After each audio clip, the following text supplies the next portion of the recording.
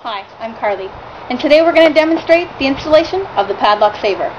All you need for this demonstration: a pair of scissors, a red Robertson, and the number 8 screws and washers that are provided with the padlock saver. First thing we need to do is to determine which side of the padlock saver the hasp is located. In this case, it'll be on our left.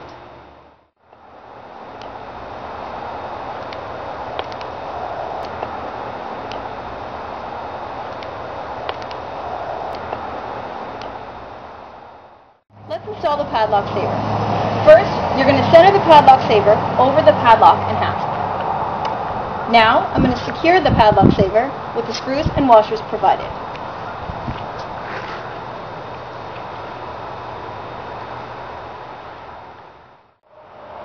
Now that the padlock saver is installed, make sure that it moves freely up and down. Now our padlock is protected from the elements.